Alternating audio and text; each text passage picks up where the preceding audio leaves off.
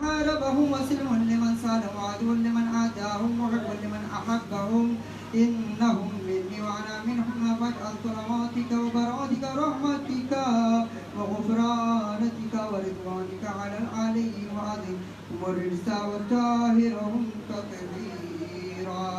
اللهم صل على محمد وعلى محمد. قال الله عز وجل يا ملائكتي ويا سكان السماوات إنما خلقت السماء مبنية ولا أرضا مدية ولا قمرا منيرا ولا شمسا مضيئا ولا قمرا منيرا ولا شمسا مضيئا ولا برقا يدور ولا بحرا يجري ولا فلكا يسري إلا في محبة هؤلاء الخمسة الذين هم تحت الكساء. اللهم صل على فقال الأمين جبرائيل يا رب ومن تحت الكساء؟ فقال عز وجل هم أهل بيت النبوة معدن رسالتي هم فاطمة وأبوها وبنوها.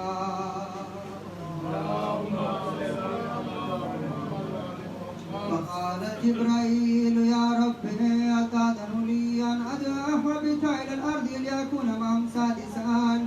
فقال الله نعم قد أذنت لك. فهبط الأمين جبرائيل وقال السلام عليك يا رسول الله. العلي الأعلى يقرئك السلام ويخصك بالتحية والإكرام ويقول لك وعزتي وجلالي إني ما خلقت سميعا مريم إنا ولا أرضا مديا ولا قمرا منيرا ولا شمسا مضيا ولا فلكا يدر ولا بحرا يجري ولا فلكا يسري إلا لأجلكم ومحبتكم وقد أذن لي أن أدخل معكم فاستأذنوا لي يا رسول الله. فقال رسول الله وعليك السلام يا أمين وحي الله إنه نعم قد أذنت لك. فدخل جبريل معنا تحت الكساء.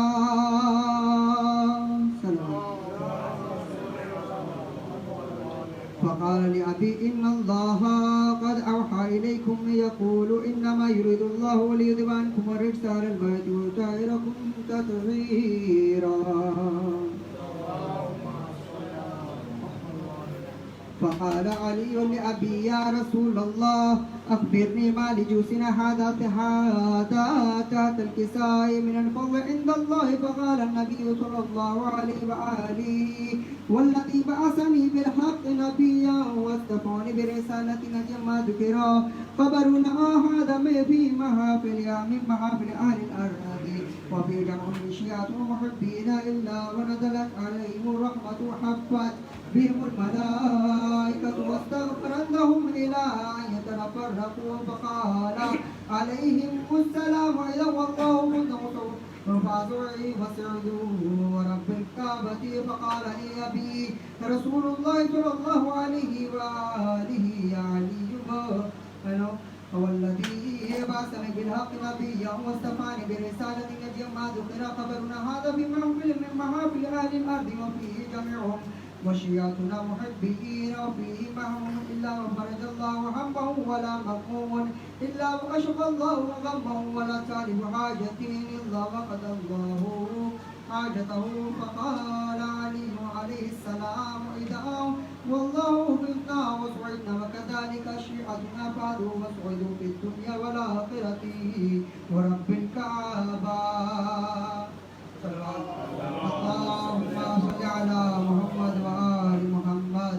اللهم صل على محمد وآل محمد. اللهم صل على محمد وآل محمد. اس بات کے سامنے دیکھنا سر. اللهم صل على محمد وآل محمد. در پہ تمہارے آئے ہیں مدد کرو. در پہ تمہارے آئے ہیں مولا مدد کرو. عرضی ساتھ لائے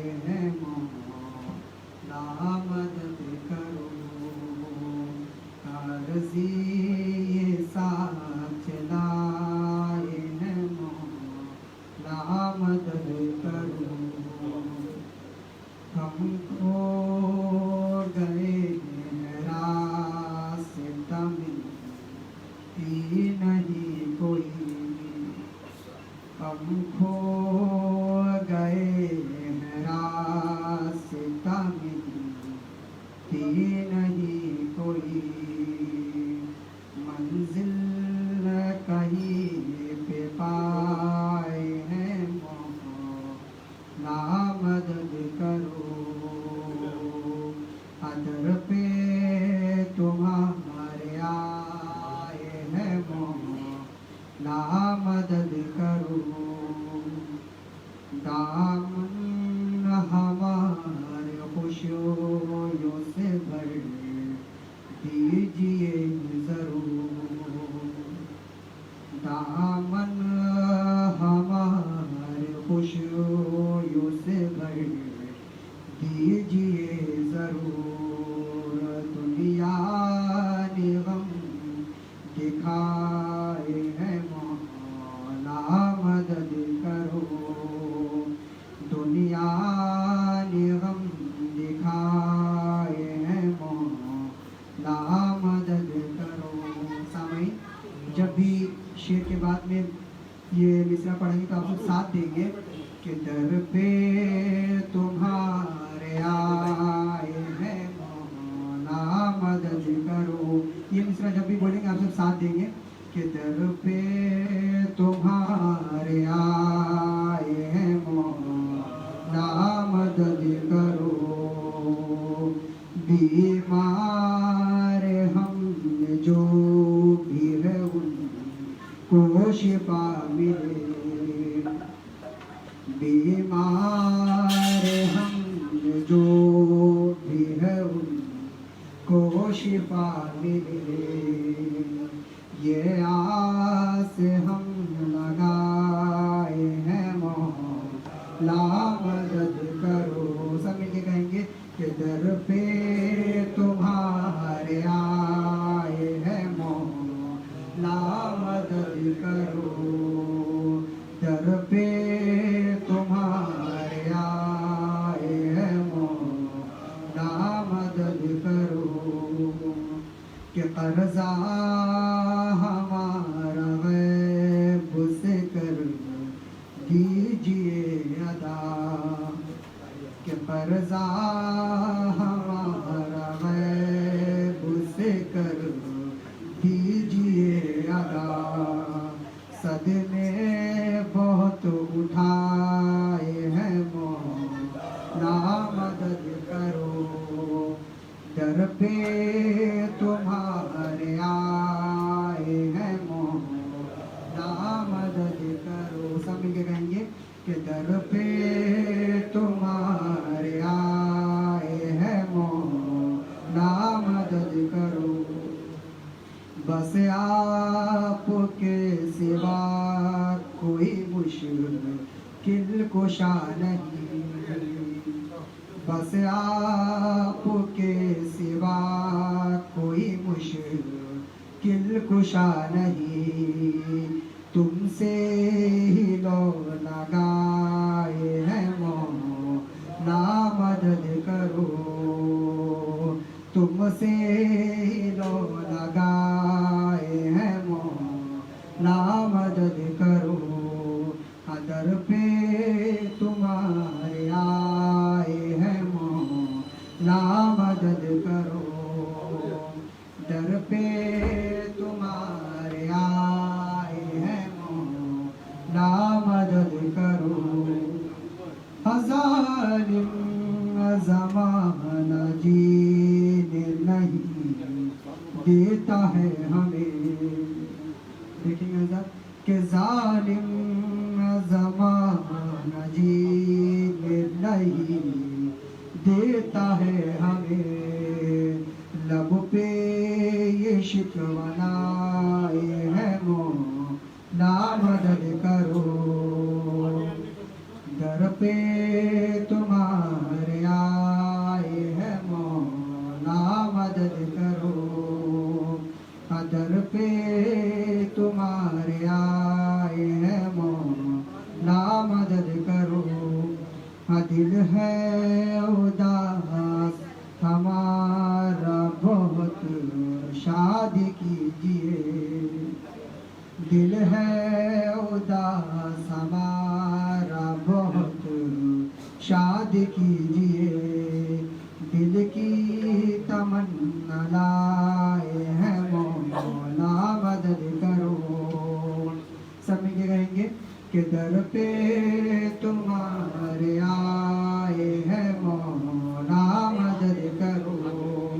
کہ در پہ تمہارے آئے ہیں مولا مدد کرو حج اور زیارتوں کا شرف ہم کو دیجیے حج اور زیارتوں کا شرف ہم کو دیجیے چہرے اداس لائے ہیں مولا مدد کرو در پہ تمہارے آئے ہیں مولا مدد کرو در پہ تمہارے آئے ہیں مولا مدد کرو روتے ہیں ہم حسین پہ روتے ہی رہیں گے کہ روتے ہیں ہم حسین پہ روتے ہی رہیں گے اشک اور خوب بہائے ہیں مولا مدد کرو سب مل کے کہیں کہ در پہ تمہارے آئے ہیں مولا مدد کرو در پہ تمہارے آئے ہیں مولا مدد کرو سلوات پڑھیں گے حضرات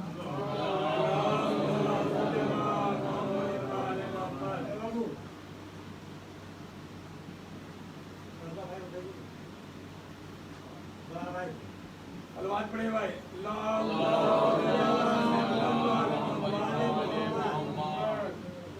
اس سے بہترین سلوات میں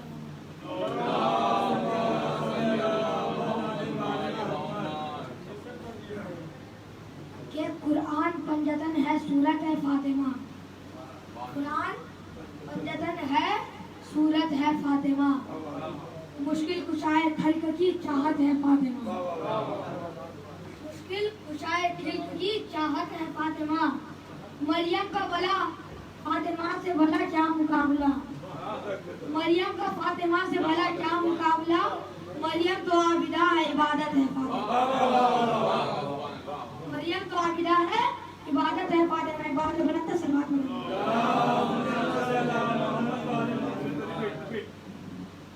کہ قرآن پنجتن ہے سورت ہے فاطمہ قرآن پنجتن ہے سورت ہے فاطمہ مشکل کشائے خلق کی چاہت ہے فاطمہ مریم کا فاطمہ سے بھلا کیا مقابلہ مریم کا فاطمہ سے بھلا کیا مقابلہ مریم تو عابدہ ہے عبادت ہے فاطمہ سلوات پڑھیں جلوس اعظم میں جاتے پنجہ دیکھ کے کبھی کچھ لگا کیا لگا پنجہ دیکھ کے کہ پنجہ دیکھ کر احساس کیجئے کہ پنجہ دیکھ کر احساس کیجئے یزید کے منہ پہ تماچا حسین کا یزید کے منہ پہ تماچا حسین کا سلوات پڑھیں محمد ایک اور باؤ بلند کا سلوات پڑھیں محمد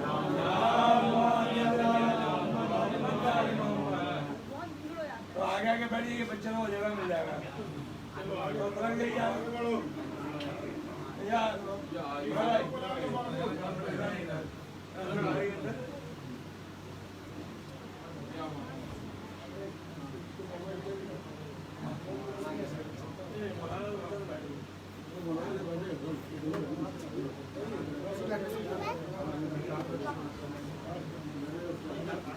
سلوات پڑھیں محمد میرا ساتھ دیجیے گا میں پڑھنے جا رہا ہوں ہر زمانہ میرے حسین کا ہے ہر زمانہ میرے حسین کا ہے تم جسے آسماں سمجھتے ہو تم جسے آسماں سمجھتے ہو یہ شام آنا میرے حسین کا ہے ہر زمانہ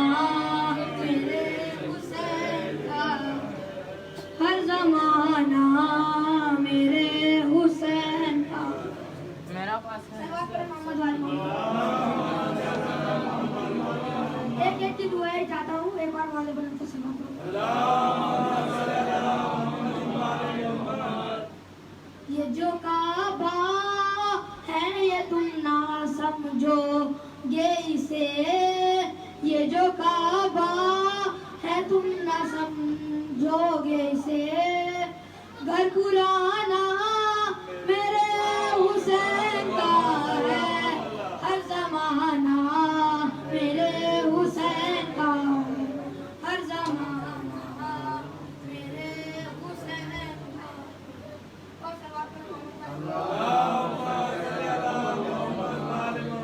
بولی زہرا یہ اشک دو مجھ کو بولی زہرا یہ اشک دو مجھ کو یہ خزانہ میرے حسین کا ہے ہر زمانہ میرے حسین کا ہر زمانہ میرے حسین کا ماتمی جب بھی کوئی نظر آئے ماتمی جب بھی کوئی نظر آئے مان جانا میرے حسین کا ہے ہر زمانہ میرے حسین کا ہے ہر زمانہ میرے حسین کا ہے جس کے صدقے میں یہ کائنات بنی جس کے صدقے میں کائنات بنی ایسا نانا میرے حسین کا ہے ایسا نانا میرے حسین کا ہر زمانہ میرے حسین کا سلام علیکم محمد شب ہو گئی ہے جناب عباس کی شہادت کی ایک شعر ان کے لیے سماعت فرمائے سلام علیکم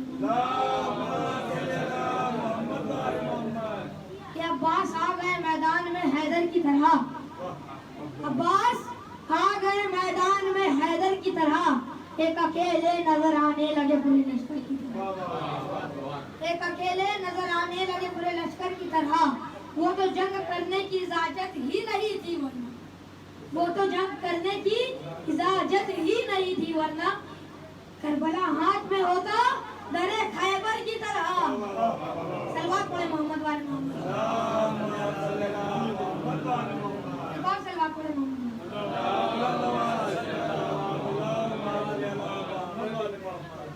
کہ حسینی جذبہ ابھارتا ہے علی کے نام کا نعرہ حسینی جذبہ ابھارتا ہے علی کے نام کا نعرہ یزیدیوں کو پچھاڑتا ہے علی کے نام کا نعرہ یزیدیوں کو پچھاڑتا ہے علی کا نعرہ سلوات پڑھے محمد حسینی جذبہ ابھارتا ہے علی کے نام کا نعرہ یزیدیوں کو پچھاڑتا ہے علی کے نام کا نعرہ ادائے سنت سرکار کرو ادائے سنت سرکار کرو علی مرتضیٰ سے پیار کرو علی مرتضیٰ سے پیار کرو سلوات پڑھے محمد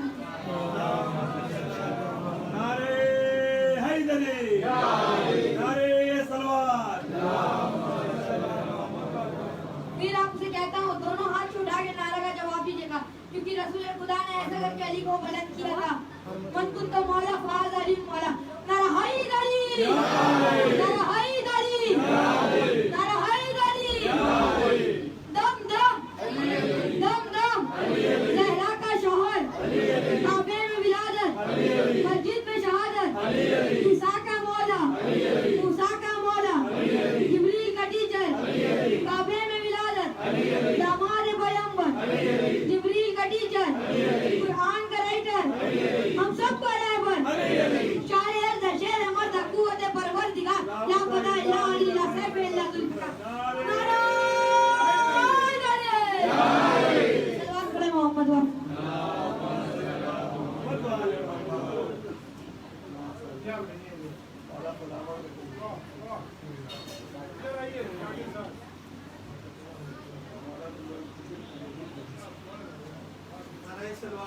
اللهم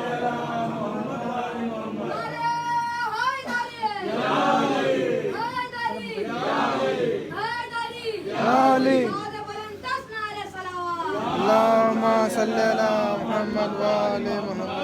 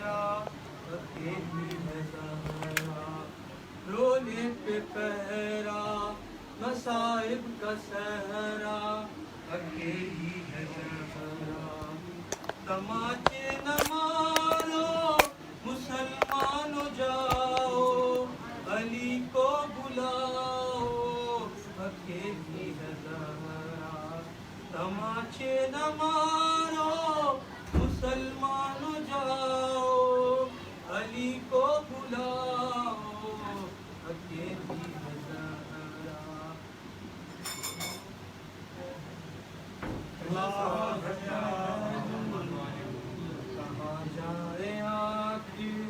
بیابان ہر سو شکستہ ہے پہلو اکیلی ہے زہرا در فاطمہ کو جلایا ہے تم نے کیا وعدہ اپنا بلایا ہے تم نے در فاطمہ کو جلایا ہے تم نے کیا وعدہ اپنا بلایا ہے تم نے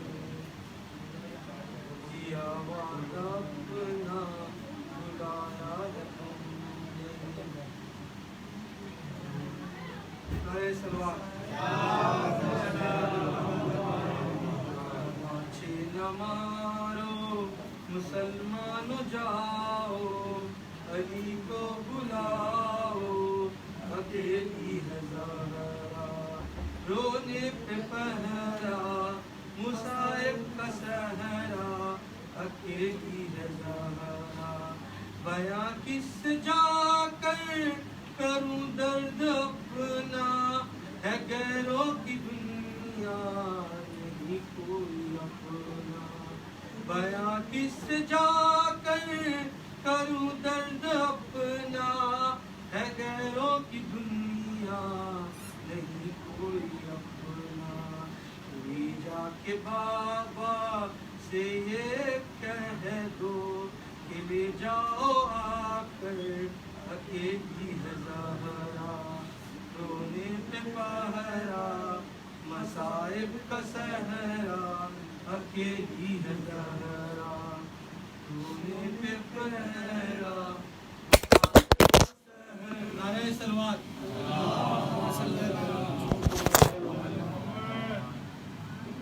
رونے پہ پہرا مصائب کا صحرا اکیلی ہے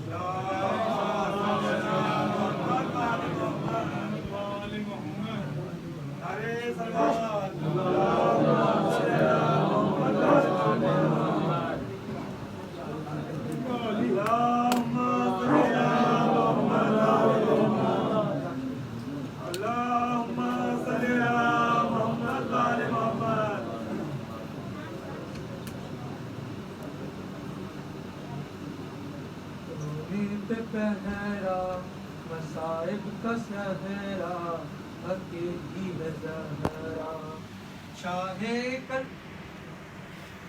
نعرہ سلوات مصائب کا صحرا اکیلی ہے زہرا رکھتے جگر حسن ابن حیدر کہ نانا کے پہلو میں سونے نہ دے گئے. اے لگتے جگر اے حسن ابن حیدر، یہ نانا کے پہلو میں سونے نہ دے گئے. تو جانا پہلو میں سو جانا ماں کے، بکی میں یہاں پہ اکیلی ہے زہرا، رونے پہ پہرا مصائب کا صحرا، اکیلی ہے زہرا. شاہ کربلا نے کہا رو کے ماں سے، یہ مظلوم بیٹے مظلوم ماں سے. شاہ کربلا نے کہا رو کے ماں سے، یہ مظلوم بیٹے نے مظلوم ماں سے. اکیلا ہوں میں بھی اکیلی ہے زینب، اکیلے ہے بابا اکیلی ہے زہرا، رونے پہ پہرا مصائب کا صحرا، اکیلی ہے زہرا. نعرہ سلوات.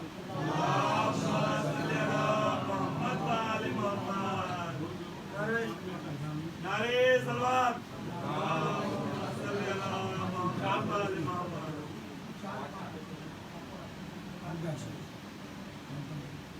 نعرے سلوات.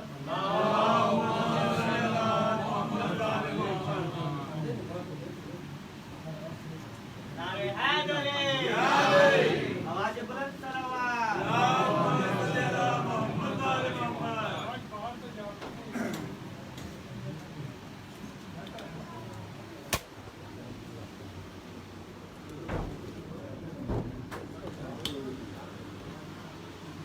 رحم اللہ ونفعنا الفاتحہ.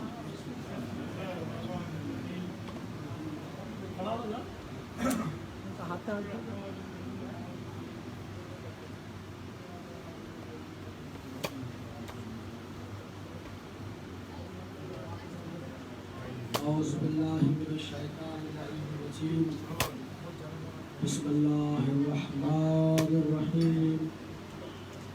الحمد للہ الذی لا یبلغ مدحته القائلون ولا يحسن ماءه العدون ولا يوفي حقه المجتهدون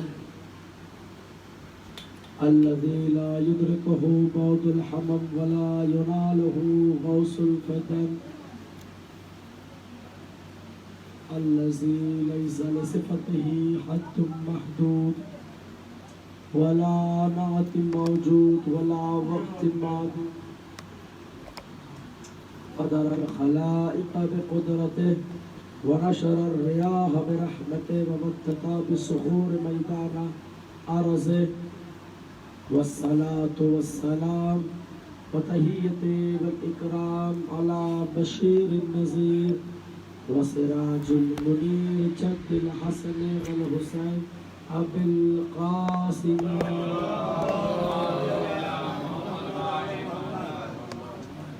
ثم الصلاة والسلام وتحية والإكرام على أهل بيته الطيبين الطاهرين المعصومين المظلومين ولعنة الله عليهم أجمعين من كل يومنا هذا في قيام يوم الدين. أما بعد فقد قال رسول الله صلى الله عليه وآله وسلم الحسين مني وأنا من الحسين. وقال أيضا الحمد لله الذي جعلنا متمسكين بولاية أمير المؤمنين علي بن أبي طالب عليه الصلاة والسلام. اللهم صل على محمد وعلى محمد. عزیزان محترم، برادران عزیز، صاحب ملت، بزرگان ملت، ماتمداران سید الشہداء کربلا علیہ السلام. اب اس کے میں گفتگو کا آغاز کروں. ذرا سا اس لیے کہ ماشاءاللہ سے آج لوگ ڈاؤن ہے، ہر کوئی اپنے گھر میں ممکن ہے مجلس میں آنے کی کوشش کریں گے تو آنے والوں کو جو ہے تو بیٹھنے کا موقع ملے گا.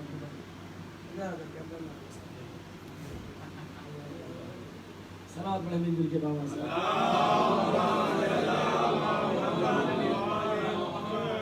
الحمدللہ تعریف ہے اس خدا کے ذات کی کہ جس نے ہمیں ولایت علی پر جمع کیا اور مولا کا چاہنے والا بنایا. اور عزیزو یاد رکھیے ہم ایسے چاہنے والے ہیں, ہم ایسے کہ مولا کے ماننے والے ہیں, ہم اس ذات کے محب کہلاتے ہیں کہ جس نے ہمیں تاریخ اسلام میں آج تک شرمندہ نہیں کیا. ہمارے مولا کی تاریخیں, ہمارے آقا کی سیرتیں,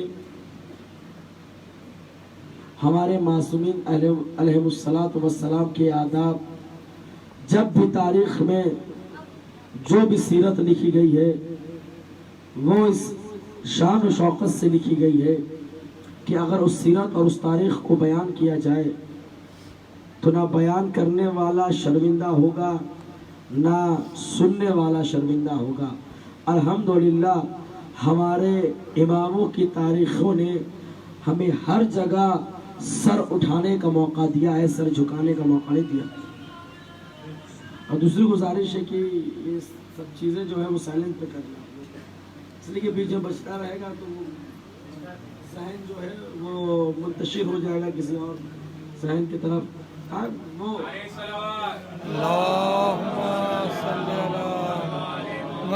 ہر انسان کے اندر ایک نہ ایک بچہ چھپا ہے اور ہر انسان کے لیے کھلونا بنا ہوا ہے.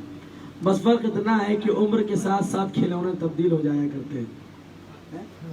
تو یہ ہم لوگ کھیلنے کی چیز ہے, فرش اعضاء پر ہے. اس وقت اگر آپ جو ہے وہ سائلنٹ کر کے رکھیے گا تو آپ بھی سننے کا زیادہ سے زیادہ 1 گھنٹہ آپ کی خدمت میں حاضر ہوتا ہوں اور جو ہے جو ہو سکتا ہے وہ بیان کرتا ہوں. خیر میں یہ کہہ رہا تھا کہ ہماری تاریخیں ایسی کہ جس نے ہمیں سر جھکانے کا موقع نہیں دیا بلکہ سر اٹھانے کا موقع دیا. ہم اپنی تاریخوں کو کہیں پر بھی بیان کریں بہت شان و شوقت سے بیان کرتے ہیں. لیکن عزیزو پیغمبر اسلام کے پہلے تاریخ کا عجب حال تھا. سماج اتنا گرا ہوا تھا کہ اگر تاریخ کا آپ مطالعہ کریں گے تو ایسے ایسے انسان تھے کہ جنہوں نے وہ عمل کیا ہے اور اس عمل پر اب غور کریں گے تو واقعاً انسان ہونے پر شرم آئے گی. ایک انسان آتا ہے رسول خدا کی خدمت میں, یا رسول اللہ میں وہ گنہگار ہوں کہ جس نے بہت گناہ کیا ہے, جس نے بہت گناہ کیا ہے. رسول نے کہا ایسا کیا گناہ کر دیا تو نے کہ جو اپنے آپ کو اتنا بڑا گنہگار سمجھ رہا ہے؟ کہا رسول اللہ مجھ سے بڑا کوئی گنہگار ہو نہیں سکتا, مجھ سے بڑا کوئی گنہگار نہیں ہو سکتا. کیا مجھے خدا معاف کر سکتا ہے؟ کہ اگر اتنا بڑا گنہگار ہے, جتنا بڑا تو گنہگار ہے اس سے کئی گنا زیادہ اللہ کریم بھی ہے, اللہ کریم بھی ہے. کیونکہ اپنے کریم ہونے کا مظہر اللہ نے ماں کے اندر ڈالا ہے, اور ماں جتنا کریم ہے, جتنا رحم والی ہے, اس سے 70 گنا اللہ رحم والا ہے. توبہ کر کے دیکھو, اللہ سے استغفار کر کے دیکھو, انشاءاللہ معاف کیے جاؤ گے. کہا رسول اللہ میرے گناہ معاف نہیں ہو سکتے. کہا تم نے خود سے فیصلہ کر لیا؟ میں آیا ہوں اسی لیے ہے تاکہ میں تمہارے گناہوں کو معاف کروا سکوں. اچھا بتاؤ گناہ کیا ہے؟ کہ یا رسول اللہ میں اپنے گھر سے تجارت کے لیے نکلا اور کئی سال بعد جب اپنے گھر پہنچا, 6-7 سال گزر گئے تھے, میں جب اپنے گھر پہنچا تو میری زوجہ نے دروازہ کھولا, میں گھر میں چلا گیا, بہت دن کا تھکا ہارا تھا اور کمرے میں جا کر آرام کرنے لگا. میری اچانک آنکھ کھلی کسی بچے کی آواز میرے ذہن میں آئی، میرے کانوں میں ٹکرائی، میں بیدار ہو گیا. میں نے حجرے سے صحن میں آگے دیکھا. کیا دیکھتا ہوں کہ ایک خوبصورت سی بچی ہے، 5-6 سال کی ایک خوبصورت سی بچی ہے، آنگن میں کھیل رہی ہے. مجھے اس بچی کو دیکھ کر بہت محبت جاگی. میں نے اسے اپنے گود میں اٹھایا، اس کے پیشانی پہ بوسہ دیا اور جو ہے میں نے اسے کہا کہ جا کھیلو جا کر. تو میں یہ سمجھ رہا تھا کسی محلے کی بچی ہوگی، گھر میں آ کر کھیل رہی ہوگی. لیکن جب رات آئی اور میں نے دیکھا کہ میری بچی، وہ بچی اسی گھر میں ہے، مجھے تعجب ہوا کہ آخر یہ بچی محلے میں کس کی گھر کی بچی ہے. رات ہو گئی، رات جو ہے وہ تاریخی رات جو ہے آ گئی اور یہ بچی ابھی تک میرے گھر میں ہے. اسے لے جانے والا کوئی نہیں. آخر یہ بچی کس کی؟ میں نے اپنے زوجہ کو بلایا اور بلانے کے بعد جو ہے میں نے اس سے یہ پوچھا کہ یہ بچی کس کی ہے. کہا کہ یہ بچی جو ہے آپ کو اچھی لگی؟ ہاں بہت اچھی بچی ہے، خوبصورت چہرہ ہے، پیاری بچی ہے، لیکن ہے کس کی؟ کہا یہ بچی کسی اور کی نہیں، اپنی بچی ہے. یہ اپنی بچی ہے. تعجب کیا، یہ کیسے ہو گیا؟ کہا آپ جب یہاں سے گئے تھے میں حاملہ تھی. ہاں. کہا کہ ولادت کے وقت یہ بچی کی ولادت ہوئی. اب وہ گھبرا گیا وہ شخص. اب ساری محبت ایک طرف، اب وہ گھبرا گیا. جب وہ سونے گیا بستر پر تو اسے نیند نہیں آ رہی تھی اور بے چینی کا عالم تھا. بے چینی کے عالم میں اٹھا. اب سنیے کہ کیا گناہ کیا اس نے. بے چینی کے عالم میں اٹھا، بچی کے حجرے میں گیا، بچی کو گود میں اٹھایا اور نکلا صحرا کی طرف. بچی کو لے کر نکلا صحرا کی طرف. بچی کی آنکھ کھلی. کہا بابا کہاں چلے لے کر؟ بابا کدھر چلے لے کر؟ بچی نے سوال پوچھا، جواب نہیں دیا اس نے. وہ صحرا کی طرف چلا. جب صحرا میں پہنچا ایک درخت سے باندھ دیا اسے. باندھنے کے بعد جو ہے زمین کھودنے لگا اور جب زمین کھودنا شروع کیا، دیکھیے زمانہ اور سماج کتنا گرا ہوا تھا. اسی سماج کو رسول کائنات بلند کرنے کے لیے آئے تھے. اسی سماج کو رسول کرام صحیح کرنے کے لیے آئے تھے. اب جب اس نے ایک گڈھا کھود دیا، کھودنے کے بعد بچی کو اس نے رسیوں سے آزاد کیا اور آزاد کرنے کے بعد وہ اس گڈھے میں اس نے بچی کو رکھا. اور رکھنے کے بعد اس بچی نے پوچھا کیا کر رہے ہو بابا؟ بابا یہ کر کیا رہے ہو؟ وہ کچھ بولتا نہیں ہے بلکہ اس بچی کو اس نے وہاں لٹا دیا، اس کے سینے پہ ہاتھ رکھا اور مٹھیوں سے خاک ڈالنے لگا. مٹھیوں سے خاک ڈالنے لگا. اب جب مٹھیوں سے خاک ڈالنے لگا تو بچی سمجھ گئی. 5 سال کی بچی تھی، اتنا جو ہے وہ ذہن تھا کہ وہ سمجھ سکتی ہے کہ کیا ہو رہا ہے. کہا بابا لگتا ہے مجھے دفن کرنے جا رہے ہو. سوچے کہ باپ کے کلیجی کا کیا عالم ہے اور محبت کا کیا عالم ہے. جب اسے پتا نہیں تھا کہ یہ میری بچی ہے تب بہت محبت تھی. بچی بھی اچھی لگی اور بچی کا انداز کھیلنا گھر میں اسے اچھا لگا. لیکن جیسے ہی پتا چلا یہ میری بچی ہے، یہ رسول کے آنے کی پہلے کی بات ہے، جب اسے دفن کرنے لگا تو اس نے پوچھا کیا مجھے آپ دفن کر رہے ہیں؟ کہا ہاں. کہا کیوں؟ کہا اس لیے کہ اس سماج میں لڑکیوں کا جنم ہو جانا، اس کی ولادت ہو جانا یہ ایک بہت بڑا جرم ہے.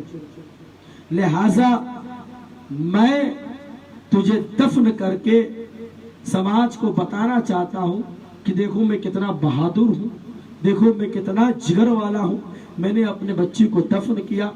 اور ایسے ایسے تاریخ میں نام ملیں گے جو بازاروں میں بیٹھ کر یہ فخر کیا کرتے تھے کہ ہم نے اپنی اتنی بچیوں کو دفن کیا، ہم نے اپنی اتنی بچیوں کو دفن کیا. ایک فخریہ جملہ کہا کرتے تھے. اور ان کا نام ہوا کرتا تھا ماشاءاللہ بہت بہادری کا کام کیا آپ نے, بہت دلیری کا کام کیا. اب جب اسے دفن کرنے لگا ہے بچی نے رو کر کہا بابا میرا جرم بتا دو کہ آخر میں نے کیا گناہ کیا ہے. اے میرے بابا میرا جرم بتاؤ, مجھے دفن کیوں کر رہے ہو, آخر میں نے کیا گناہ کیا ہے. اس نے سنا نہیں, دفن کیا, زندہ دفن کر کے چلا. جب وہ زندہ دفن کر کے چلا ہے اسے بہت افسوس آیا اور وہ اپنے اس گناہ پر جو ہے وہ بہت پچھتایا. لیکن پچھتانے کا کیا مسئلہ تھا, آخر کیوں پچھتا رہا تھا اللہ جانے, لیکن کوئی فائدہ نہیں تھا, اس لیے کہ زندہ بچی کو اس نے دفن کر دیا, بچی اس دنیا سے گزر گئی. اب جب اسے پتا چلا کائنات میں ایک انسان ایسا ہے جو میرے گناہ کو معاف کروا سکتا ہے, جو میرے گناہ کو بخشوا سکتا ہے, لیکن شرط یہ ہے کہ وہ یقین کے ساتھ اللہ سے معافی مانگے. اب جب سلمان پڑھا مل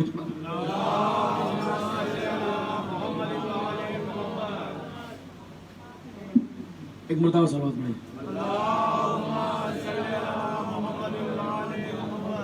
اب جب وہ رسول کائنات کے دروازے پر پہنچا ہے اور ان کی خدمت میں حاضر ہوا ہے کہ یا رسول اللہ میں بہت پچھتاوا کرتا ہوں اس گناہ پر, میرا دل بھر آیا, لیکن سماج کی فکر تھی, بچی رو رہی تھی, میرا دل بھر آیا, میں چاہ نہیں رہا تھا کہ اسے اپنے جگر کے ٹکڑے کو دفن کروں, میرا ذہن تیار نہیں تھا, میرا دل تیار نہیں تھا, لیکن سماج کی فکر تھی, مجھے زمانے کی خبر تھی کہ اگر بچی کو کسی نے دیکھ لیا میرے گھر اور مجھ سے یہ پوچھے کیا تم سماج میں نہیں رہتے, کیا قوانین سماج تمہارے ذہن میں نہیں ہے, تو میں کیا جواب دیتا. لہٰذا میں نے دفن کر دیا اور وہ بچی اسی قبر میں دفن ہو کر مر گئی. مجھے بہت افسوس ہوا. اے کائنات کے رسول ذرا یہ تو بتائیے, میں مسلمان ہو چکا ہوں, میں نے کلمہ پڑھ لیا ہے, کیا میرے کلمہ پڑھنے سے پہلے جو میں نے گناہ کیا تھا مجھے یقیناً معلوم ہے کہ یہ کرائم ہے, یہ جو ہے یہ گناہ ہے, یہ بخشوانے کے لائق نہیں ہے, لیکن آپ کی کریمیت کا میں نے بہت سنا ہے, میں نے سنا ہے کہ آپ رحمت للعالمین ہیں, میں نے سنا ہے کہ آپ گناہ بخشوانے والے ہیں, میں نے سنا ہے کہ آپ بشیر بھی ہیں, آپ نذیر بھی ہیں, آپ اللہ کی رحمت بھی ہیں, آپ کائنات کی بھی رحمت ہے, آپ گنہگاروں کو گناہ سے عذاب سے آزاد کروانے والے ہیں. اے اللہ کے رسول ذرا یہ تو بتائیے کیا میرے گناہ بخشنے کے لائق ہے. اللہ کے نبی نے کہا یاد رکھو اگر دل سے دعا کیا تو اللہ یقیناً بخش دے گا. چھوٹی سی مثال میں خدمت پیش کروں. ایک بچہ ہے, وہ گھر سے غائب ہو گیا. مثال کے طور پر بچہ گھر سے غائب ہو گیا. اب جب گھر سے غائب ہو گیا وہ لوٹ کے نہیں آیا, بہت اعلان وغیرہ کرائے گئے, لوٹ کے نہیں آیا, تو گھر والوں میں سب سے زیادہ دکھ کسے ہوگا؟ باپ کو 2-4 دن دکھ ہوگا, اس کے بعد بھول جائے گا, مصروفیات میں مصروف ہو جائے گا. بھائی بہنوں کو زیادہ دکھ ہوگا 1-2 مہینہ, لیکن سب سے زیادہ دکھ اسے ہوگا جس نے اس بچے کو جنم دیا ہے. سمجھو ہے نا, جس نے اس بچے کو جنم دیا ہے. اور اتفاق سے 2-4 سال کے بعد وہ بچہ پلٹ کر گھر آئے اور دروازے پہ دق الباب کرے, اتفاق سے دروازہ اس کی ماں کھولے اور ماں کی نظر اپنے لال پر پڑے, وہی لال جو 4-5 سال سے غائب تھا, تلاش کرنے پر بھی نہیں ملا, جو سارے گھر والے اسے بھول چکے ہیں, لیکن ماں کو یاد ہے. اب جیسے ہی وہ بچہ ماں کے نظر کے سامنے آئے گا تو سب سے زیادہ خوشی ماں کو ہوگی اور ماں گلے سے لگا لے گی, کیونکہ 2-4 سال تک گم شدہ تھا, پاس میں نہیں تھا, لیکن جب پلٹ کر ماں کے دروازے پر آیا تو سب سے زیادہ خوشی ماں کو ہوگی. بس یہی حال خدا کے ساتھ ہے. ماں کے اندر تو 1% جو ہے محبت پائی جاتی ہے, اللہ کی ذات میں 70% جو ہے وہ ممتا پائی جاتی ہے. ہم زندگی بھر گناہ کرتے رہے اور صدق دل سے اللہ کی بارگاہ میں آ کر معافی مانگے تو یقیناً جس طریقے سے ماں کو خوشی ہوئی ہے اپنے کھوئے ہوئے لال کو دیکھ کر, اسی طریقے سے میرا رب خوش ہوگا اپنے گمشدہ بندے کو دیکھ کر, اپنے گنہگار بندے کو دیکھ کر جو زندگی بھر تو گناہ کرتا رہا, لیکن جب توبہ کی باری آئی ہے نا, جب استغفار کی باری آئی ہے نا, تو پوری کائنات میں اسے رحم والا دروازہ اور کوئی نظر نہ آیا سوائے در ربے کے. صلوات پڑھیں مل جل کے بابا, سوائے رب جلیل کے اور اسے کوئی دروازہ نہ نظر آیا. تو جس طریقے سے جتنی خوشی ماں کو ہوئی ہوگی نا, اس سے کئی زیادہ خوشی خدا کو ہوتی کہ میرا بندہ پلٹ کر واپس آ گیا, میرا بندہ لوٹ کر واپس آ گیا. تو یقین جانی وہ سماج جو ہے بہت گرا ہوا سماج تھا, اور جب اس نے گناہ کی بات کی تو رسول نے کہا یقین جانو اگر توبہ کیا اور اللہ کی بارگاہ میں اپنے گناہ کا استغفار کیا تو اللہ سے زیادہ کسی اور کو خوشی نہیں ہوئی. اب اس سماج میں جہاں اپنی بچیوں کو دفن کیا جا رہا تھا, اور کئی جملہ, اس سماج میں جہاں اپنی بچیوں کو بے گناہ دفن کیا جا رہا تھا, حالت یہ تھی کہ ولادت کے ساتھ ہی دفن کر دیا جائے. وہ تو 5 سال کی ہو گئی, وہ 5 سال کی ہو گئی, لیکن کچھ بچیاں ایسی تھیں کہ جنہیں ولادت کے فوراً بعد دفن کر کے باپ اپنی اس بزدلی پر بہت فخر کیا کرتا تھا. اور عرب کا یہ دستور تھا کہ بیٹھ کر محفلوں میں اپنے گناہ کی لسٹ بیان کرتے تھے, اپنا جرم کو قبول کرتے تھے, اپنے کرائم کو اپنے کرائم کو قبول کیا کرتے تھے, اپنے گناہ کو قبول کر کر اور اس محفل میں بیٹھ کر, جشن میں بیٹھ کر اپنے گناہ کو ایکسپٹ کر کر فخر کیا کرتے تھے, اور یہ کہتے تھے کہ ہم نے بہت ہی طاقت والا کام کیا ہے, ہم نے بہت ہی طاقتور کام کیا ہے, ہم نے بہت ہی اپنے نام کو اونچا کرنے والا کام کیا ہے.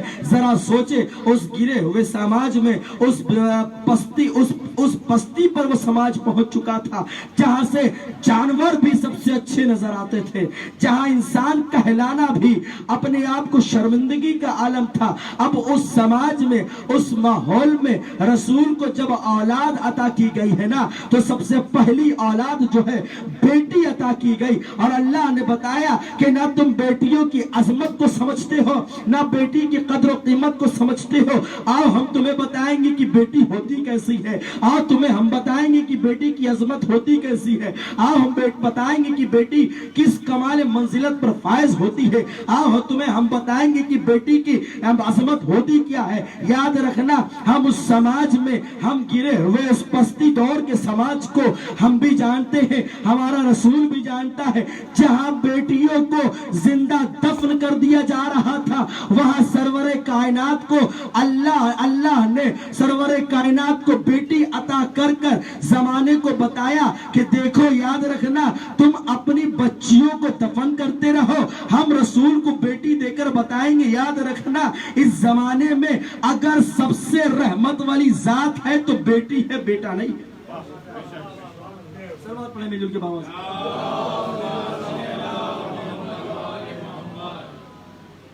اس سماج میں سب سے زیادہ عظمتیں ہمارے اسلام کے مذہب میں بیٹی کا رکھا گیا ہے.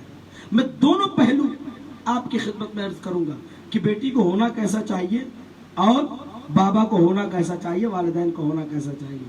یہ موضوع ایسا ہے نا کہ اگر آپ پڑھنے بیٹھ جائیں تو یقیناً 2-4 اشرہ اس پہ گزر سکتا ہے, لیکن میں کوشش کروں گا کہ سمندر کو کوزے میں سمیٹا جا سکے, لیکن یہ ہو نہیں سکتا, یہ ہمارے بس میں نہیں ہے, لیکن کوشش ضرور کروں گا کہ آپ تک کچھ نہ کچھ پہنچا دیا جائے. اذان کا وقت ہوگا تو مجھے بتا دیجیے گا. صلوات پڑھیں مل کے بابا.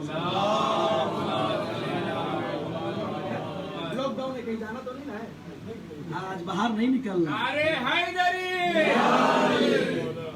کہا کہ رسول فرماتے ہیں اب ذرا سا میرے ساتھ ہو جائیں, خشک بحث لگے گی, لیکن جس منزل تک پہنچانا چاہ رہا ہوں نا میں آپ کو, انشاءاللہ وہاں پر جا کر آپ اپنی ذات کو معراج کی منزل پر جا کر جو ہے اپنے آپ کو پائیے گا.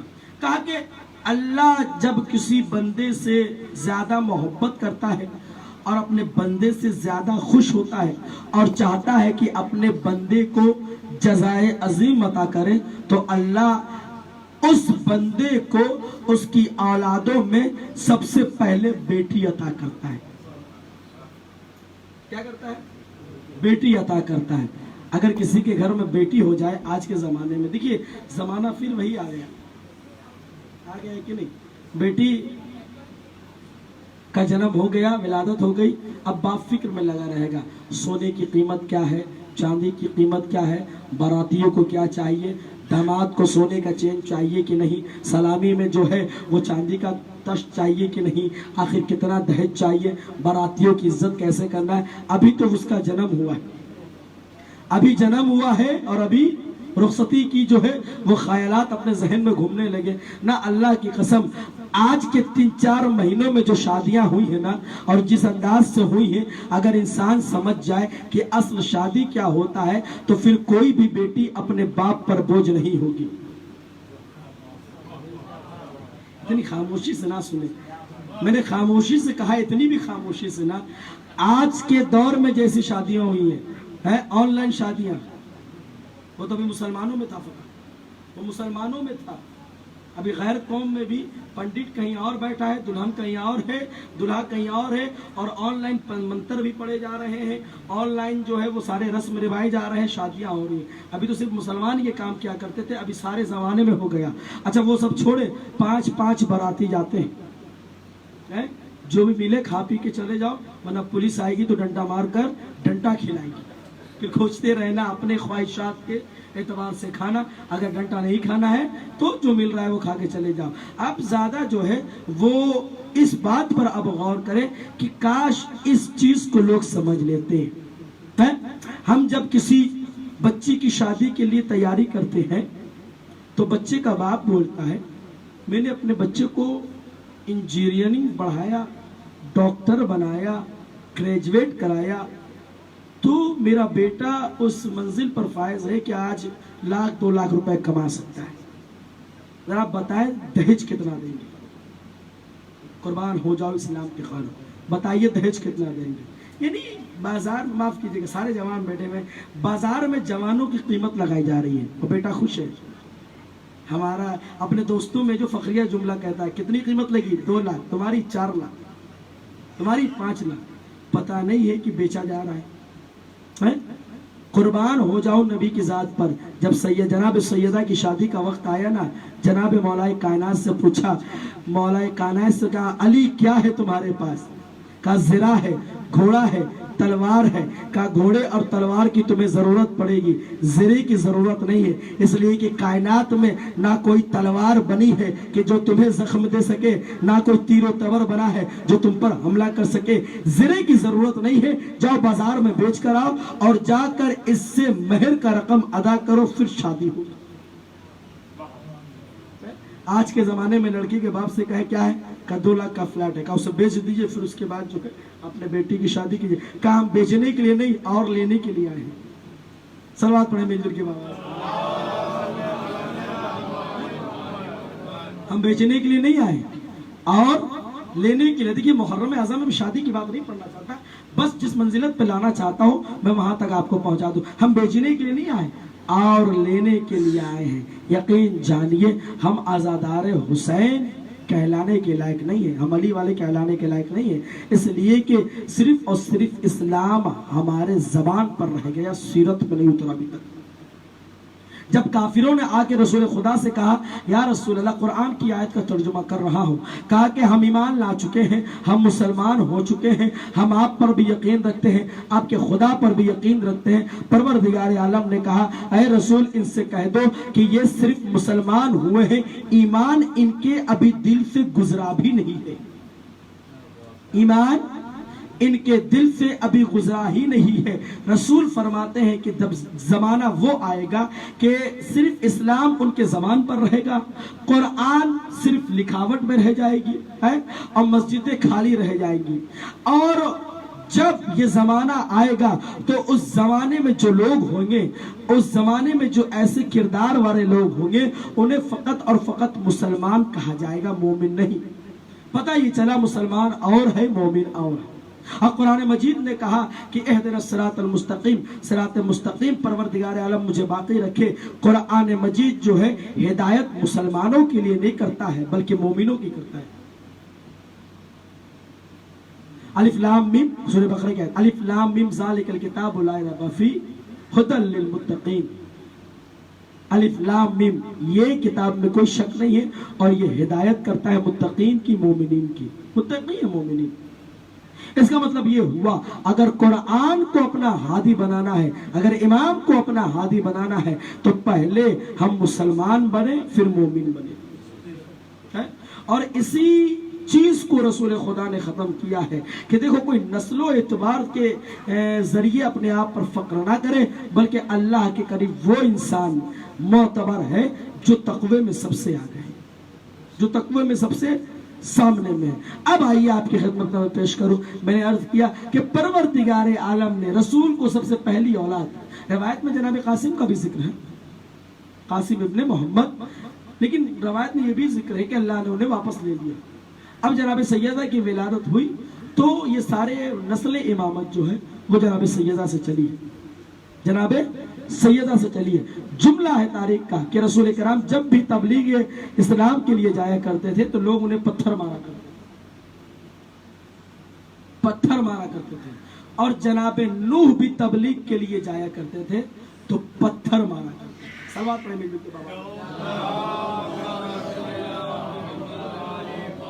آواز بلند صلوات۔ لیکن فرق تھا دونوں میں، جب رسول تبلیغ میں جاتے تھے تو انداز کچھ اور تھا۔ تاریخ رکھ رہا ہوں، ذرا سا میرے ساتھ ہو جائیے گا، بیدار ہو جائیے گا، خشک بحث ہے لیکن اسے سمجھنے کی ضرورت ہے۔ جناب نوح بھی تبلیغ کے لیے جایا کرتے تھے تو کافرین پتھر مارا کرتے تھے، اور عالم یہ تھا کہ پتھروں میں نوح چھپ جایا کرتے تھے اور جبرائیل آتے تھے،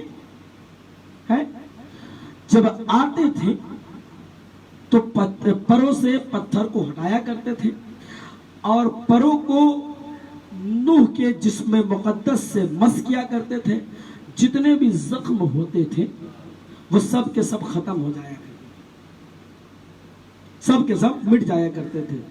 یہ نبی کی منزل ہے، یہ اسلام کے مبلغ، رسول، نبی، اولو العزم کی منزل ہے کہ اگر نبی کو شفا چاہیے تو نبی فرشتے کے پر سے مس ہوتا ہے تب نبی کو شفا ملتی ہے کہ نہیں؟ تب نبی کو شفا ملتی ہے۔ اور اگر فرشتوں کو پروں کا شفا چاہیے تو حسین کے گہوارے سے مس ہوتے ہیں تب فرشتوں کے شفا ملتی ہے۔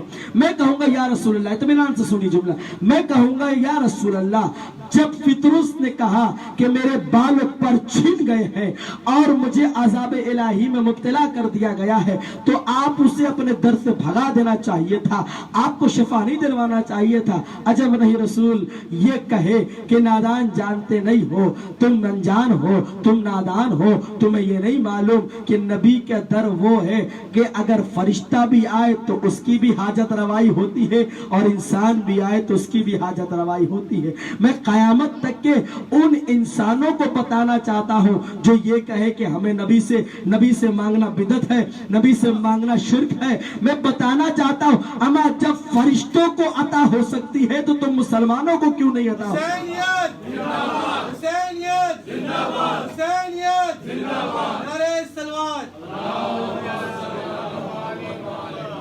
جب فرشتوں کو عطا ہو سکتی ہے تو تم مسلمانوں کو عطا کیوں نہیں ہو سکتی؟ اب تاریخ کا جملہ میں روک کر کہنا چاہتا ہوں یا رسول اللہ، اب حسین کے گہوارے سے کیوں مس کرا دیں؟ حسین سے ہی مس کرا دیں، حسین سے ہی مس کرا دیں، حسین کے گہوارے سے کیوں مس کرا رہے؟ عجب نہیں رسول دوسرا جملہ کہنا چاہے کہ نادان جانتے نہیں، آنے والے محرم کے زمانے میں لوگ یہ کہیں گے تازیہ اٹھانا بھی بدعت ہے، علم سجانا بھی بدعت ہے، گہوارے اصغر سجانا بھی بدعت ہے۔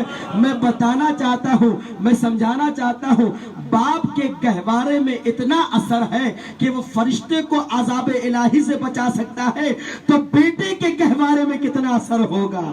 سلام محمد۔ باپ کے گہوارے نے فرشتے کو آزاد کرایا، بیٹے کے گہوارے نے ہم شیعوں کو آزاد کرایا۔ آج یہی وجہ ہے کہ اپنے گھروں میں جناب علی اصغر کا جھولا سجاتے ہیں اور اس جھولے کو پکڑ کر ہم دعائیں مانگتے ہیں، میرے خدا ہماری دعاؤں کو قبول فرما۔ اب غور کریں کہ فرشتہ آیا اور آنے کے بعد پتھروں کو ہٹایا جناب جبرائیل اور اپنے پروں سے مس کیا، لیکن جناب رسول خدا کا الگ مسئلہ ہے۔ رسول خدا جب نکلتے تھے تو پتھروں سے پھینک کر رسول پہ حملہ ہوتا تھا اور خون جو پیشانی سے ٹپکتا تھا۔ جب رسول گھر جاتے تھے تو جناب سیدہ دیکھ کر بہت روتی تھی، 4-5 سال کا جو ہے وہ ذکر کیا گیا۔ جناب سیدہ اپنے چادر سے باپ کے زخم صاف کیا کرتی تھی، باپ کا زخم صاف کیا کرتی تھی اور چادر سے شفا مل جایا کرتی تھی، زخم صاف بھی ہو جایا کرتے تھے اور تکلیف بھی دور ہو جایا کرتی تھی۔ ایک نبی کو شفا ملی پر فرشتے کے پر سے اور ایک نبی کو شفا ملی چادر سیدہ سے، لیکن پروردگار عالم کو میں کہوں اے میرے خدا، جس طریقے سے جبرائیل کو تو نے وہاں بھیجا ہے یہاں پر بھی جبرائیل کو بھیج دینا چاہیے تھا، رسول کو مدد کرنے، رسول کی مدد ہو جاتی۔ عجب نہیں خدا کہنا چاہے کہ دیکھو میں مقام سیدہ بتانا چاہتا ہوں، میں مقام زہرا بتانا چاہتا ہوں، جو اعجاز فرشتوں کے پروں میں ہے اس سے کئی زیادہ زہرا کی چادر میں ہے۔ نعرہ تکبیر، نعرہ تکبیر، نعرہ رسالت، نعرہ رسالت، نعرہ حیدری، نعرہ سلوات۔ چادر تک بات آ گئی نا، چادر تک بات آ گئی۔ سب سے بڑا مسئلہ چادر کا ہے کہ جو اعجاز فرشتے کے پر میں ہے اس سے کئی زیادہ چادر سیدہ میں۔ اب جب چادر کی بات آ گئی تو آئیے، آج کون سا دن ہے؟ جمعرات کا دن ہے۔ اب آپ غور فرمائیے، حدیث کیسا پڑھیں گے؟ پڑھا بھی گیا ہے، کیا ہے اس میں؟ صرف چادر والی بات ہے کہ نہیں؟ موضوع مقصود، موضوع کیا ہے؟ چادر ہے۔ ایک معصوم چادر میں آئے، دوسرا معصوم چادر میں آئے، تیسرا معصوم چادر میں، یہی کہانی ہے اور کیا؟ اس کے علاوہ اور کوئی ہے؟ یہ تفسیر آیت تطہیر کی تفسیر ہے جو لکھی گئی ہے، شان نزول بیان کیا گیا ہے۔ رسول جناب سیدہ کے دروازے پر آتے ہیں اور کہتے ہیں میری بیٹی، میرے جسم میں ضعف ہے، میرا جسم کمزور ہو گیا، میرا جسم بیمار ہو گیا۔ اب عجب جملہ میں کہنا چاہتا ہوں، رسول نہ بیمار تھے نہ رسول کا جسم کمزور تھا۔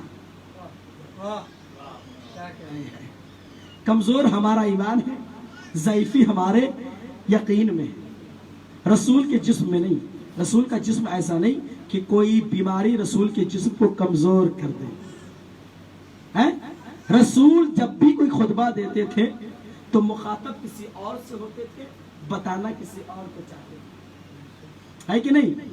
بتانا کسی اور کو چاہتے ہیں۔ رسول بس منزل وہی تھی، میں کہوں یا رسول اللہ اگر ضعیفی تھی، کمزوری تھی، بیماری تھی تو کسی حکیم کے دروازے پہ چلے جاتے، کسی حکیم سے جا کے دوا لے لیتے۔ آج کا زمانہ آن لائن کا ہے، آن لائن تو وہاں ہے نہیں۔ یا رسول اللہ بڑے سے بڑے حکیم تھے، رسول بچانا یہ چاہتے ہیں کہ ظاہری بیماری میرے اندر نہیں ہے، میں بیمار نہیں ہوں، میں مقام سیدہ بتانا چاہتا ہوں کہ چادر سیدہ کا حال یہ ہے، مقام یہ ہے جو رسول کو شفا دیتی ہے، رسول کو تکلیف سے دور کرتی ہے، رسول کو شفا دیتی ہے، تکلیف سے دور کرتی ہے۔ اب چادر والی بات شروع کی جائے۔ چادر ملی رسول کو، رسول اوڑھ کر بیٹھ گئے۔ اب اس کے بعد جو ہے مولا کائنات آئے، امام حسن آئے، امام حسین آئے، مولا کائنات آئے، جناب سیدہ بھی آ گئی چادر کے اندر۔ اس چادر کی اہمیت آپ سمجھیں کہ وہ چادر اتنا چھوٹا تھا کہ اگر سیدہ سر ڈھاکے تو پیر کھل جائے، پیر چھپانا چاہے تو سر کھل جائے، سر کھل جائے، پیر کھل جائے۔ لیکن اللہ رے کیا میں کہوں اور کیا میں پڑھوں کمال چادر سیدہ کا کہ جب पंजतन उस चादर के अंदर आए तो कोई तारीख ये नहीं लिख सकती कि किसी का हाथ बाहर था, किसी का सर बाहर था, किसी का पैर बाहर था। जनाब सैयदा की वो चादर जो कभी सर ढाकने से पैर खुल जाए, कभी पैर ढाकने से सर खुल जाए, उसमें 5 मुकद्दस जात जो है वो चादर और बैठी हुई थी। ना किसी का हाथ खुला, ना किसी का सर खुला, ना किसी का पैर खुला। अब या तो तारीख को लिखना पड़े चादर जहरा के ज़िम्न में कि चादर का मकाम ये है कि जब उसे पंजतन ओढ़ कर बैठ जाए तो चादर इतना वसी हो जाता है कि जो एक की जगह ना हो सकती है 5 अपने अंदर मासूमों को लपेट ले।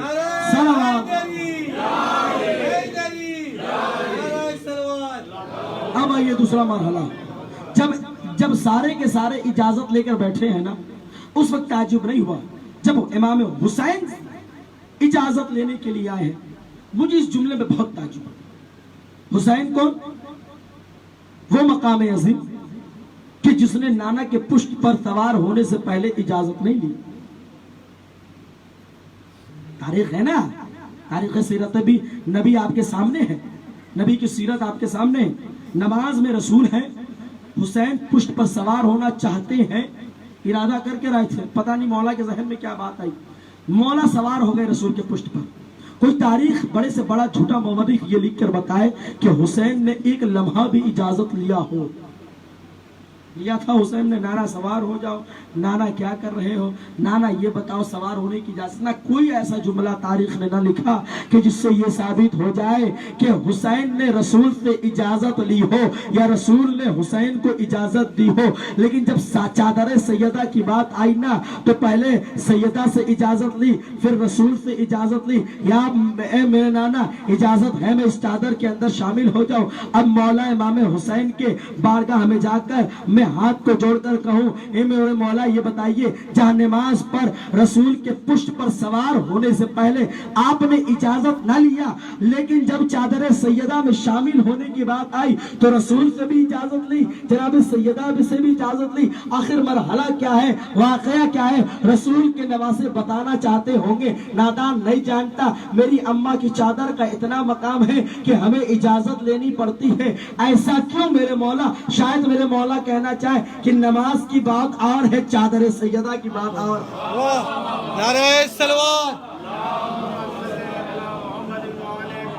नमाज की बात और है, चादर सैयदा की बात और है। अब जब रसूल के साथ तमाम के तमाम शामिल हो गए, अब अल्लाह के फरिश्ते ने कहा, मन तातल के साथ कौन है चादर के नीचे? अल्लाह ने कहा नहीं जानते। इसी घर के नौकर कभी झूला झुलाने के लिए जाते हो, कभी चक्की चलाने के लिए जाते हो, कभी वजू का पानी भरने के लिए जाते हो, कभी जो है अली की मदद करने के लिए जाते हो, कभी फिजा की मदद करने के लिए जाते हो। क्या नहीं जानते कौन है ये? शायद परवरदिगार आलम से फरिश्ता कहना चाहे, ए मेरे खुदा अगर ये अलग अलग हो तो समझ में आए। तो कोई हसन है, कोई हुसैन है, कोई अली है, कोई फिजा है, कोई सैयदा है, लेकिन जब ये एक जगह जमा होते हैं ना तो ऐसा नूर मुजस्सम हो जाता है, समझ में नहीं आता कौन है। अब फरिश्ता बताना चाह रहा है, मकाम पंजतन वो है कि इस घर का फरिश्ता भी जब ये चादर के अंदर जमा हो जाए तो फरिश्ता जब पहचान नहीं सकता है तो तुम किस खेत के मिली है? तुम कैसे पहचान सकते हो? फरिश्ते ने कहा, परवरदिगार आलम से कहा कि मैं भी जाऊं चादर के अंदर? कहा जाओ, इजाजत मिले तो ले जाओ, चले जाओ अगर तुम्हें जाना हो तो। अब फरिश्ता आयत लेकर पहुंचा। अब जब फरिश्ता आयत लेकर पहुंचा ना, रसूल ने कहा, हुम फातिमा तो अबूहा वबालुहा वबनुहा। फातिमा है, उनके बाबा हैं, उनके बच्चे हैं और उनके शौहर हैं। तो या रसूल अल्लाह, परवरदिगार आलम, इस चादर के नीचे तेरा वली भी है, इस चादर के नीचे तेरा हबीब भी है। ये भी कह सकता था मोहम्मद है, मोहम्मद की बेटी है। सलावत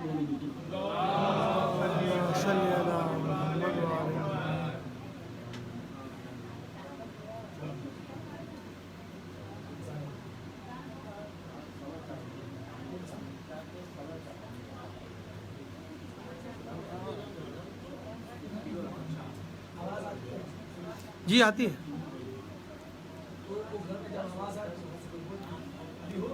نہیں آسان نہیں ہو رہی.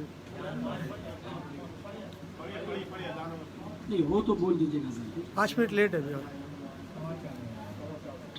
اب میں خدا کی بارگاہ میں کہوں میرے معبود یہ تو نے کیوں کہا ہم فاطمہ تو و ابوہا و بالوا و بنوہا.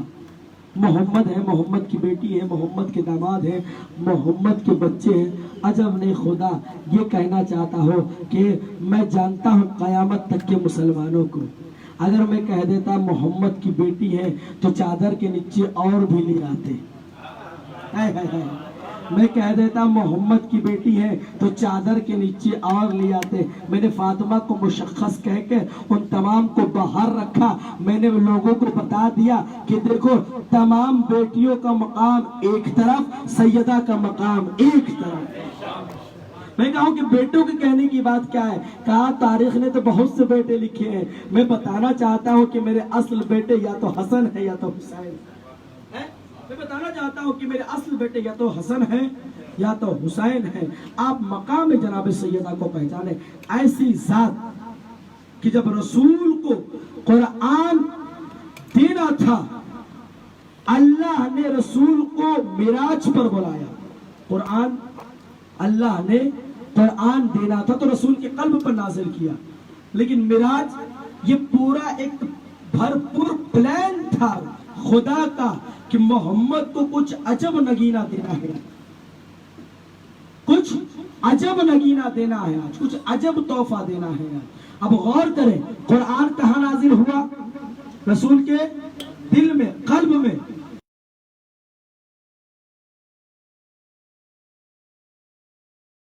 فاطمہ میرے جگر کا ٹکڑا ہے. رسول بتانا چاہتے ہیں کہ یاد رکھو جہاں قرآن نازل ہوا ہے وہاں کا ٹکڑا فاطمہ ہے.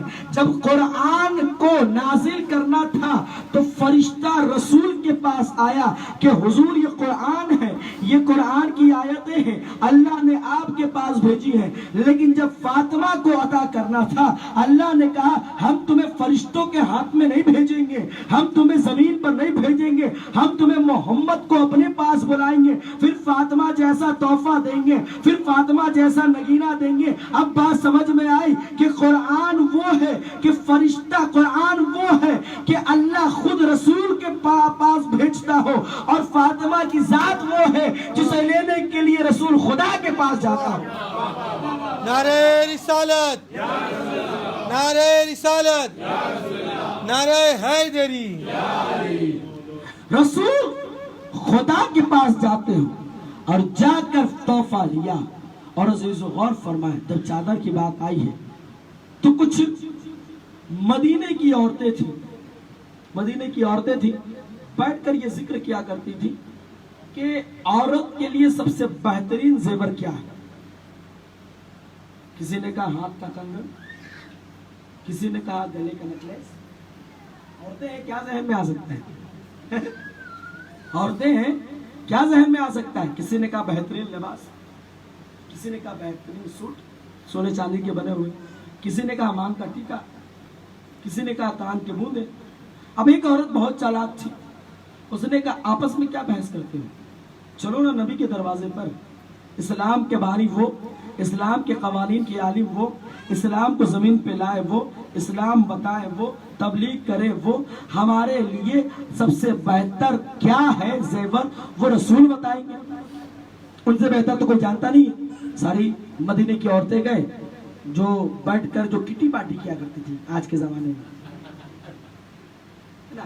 آج کے زمانے میں کٹی پارٹی جو کیا جاتا ہے وہ یہی ہوتا ہے, اور اس کے علاوہ کیا ہوتا ہے؟